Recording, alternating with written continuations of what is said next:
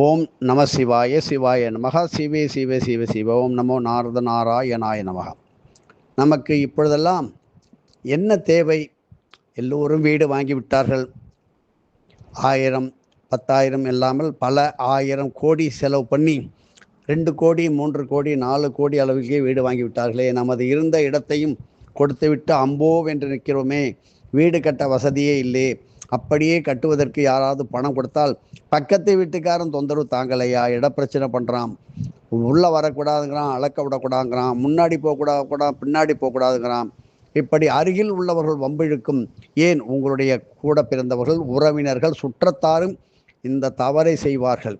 இதற்கு ஒரு நிவர்த்தி பெறுவதற்கு நாம் ஏழைகளுக்கு வீடு கட்டி கொடுத்தோமா, வீடு இல்லாதவர்களுக்கு வீடு கட்டி கொடுத்தோமா என்று மனதளவில் பார்த்து கொள்ளுங்கள். இது ஒன்றும் தவறில்லை, இப்பொழுது கூட கெட்டு போவதில்லை. நீங்கள் பசுமாடு குடியிருக்கும் வீடு, அதுதான் கோசாலை. அந்த கோசாலையை புதுப்பித்து தருவதும் அந்த பசு சம்ரட்சணம் செய்வதும், எத்தனையோ கோசாலைகள் மழையிலும் தண்ணியிலும் ஒழுகி கொண்டு பசுமாடுகள், அதுவும் ஒரு கைத்தை போட்டு கட்டும்போது அது என்ன சொல்லி அழுவும். கடவுளே, இந்த மழையில் நனையிறேனே, கீழே படுக்க முடியே, ஒரே கொதன்னு சாணியும் ஈரமும் மூத்தரமாக இருக்கே, கொசு கடிக்குதே, ஈ கடிக்குதே, என்னை யாரும் வந்து காவந்து பண்ணுவாங்க, நீதான் காவந்து பண்ணும் என்று ஒரு சித்தருடைய ஆலயத்திலே கூவி அழைக்கின்றது பசுக்கள்.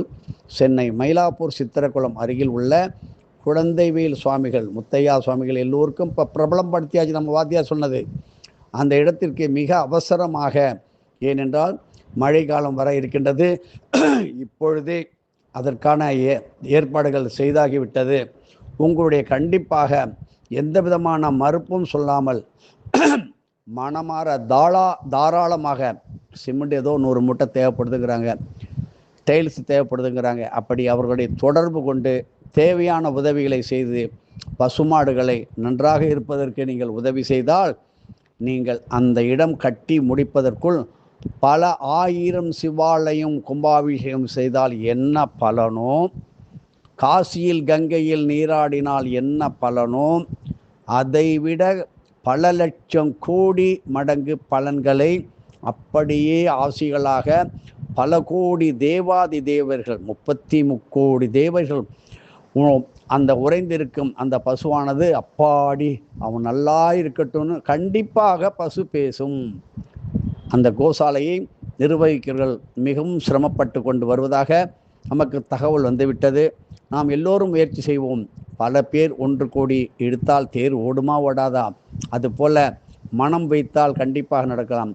எப்போ பார்த்தாலும் ஒரு செலவு வந்துக்கிட்டு இருக்கு. ஐயா, நல்ல செலவு, சுப செலவு. உங்கள் வீட்டு பொண்ணுக்கு கல்யாணம் வந்திருக்கும், ஆனால் நல்ல மாப்பிள்ளை கிடைக்கல, நல்ல வரன் கிடைக்கல. உங்கள் வீட்டு பையனுக்கு அலைஞ்சிக்கிட்டே இருப்பீங்க, பக்கத்து தெருவிலே பொண்ணு இருக்கும், ஆனால் நமக்கு கைக்கு வராது. இப்படி ஏமாந்து ஏமாந்து பெண்ணினுடைய வயதை ஏற்றிக்கொண்டே போகின்ற அவல நிலை. பையனுடைய 40 வயசாயிட்டு சார், கல்யாணம் ஆகலை.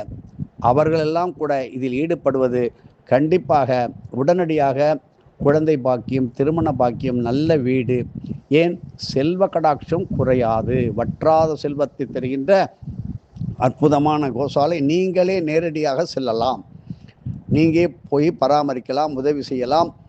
இந்த யூடியூப்பில் நம்ம அவர்கள் சொல்லி நாம் போடுகின்றோம். ஆகையினால் நீங்களே செய்து உங்களது பெயரையும் நீங்கள் அங்கே பதிவு செய்யலாம். அங்கே போய் கோசாலையிலே பசுமாட்டுகளை குளிப்பாட்டி கோபூஜை செய்து பசுக்களுக்கு தேவையான நல்ல காய்கறிகள், கீரை வகைகள் கொடுத்து நீங்கள் சாம்பிராணி புகை போட்டு அங்கேயே ஒரு தர்ப்பணத்தை பண்ணிட்டு வாங்க. பல லட்சம் கோடி பிறவியில் இருந்த கர்மாக்கள் பஸ்மமாகிவிடும்.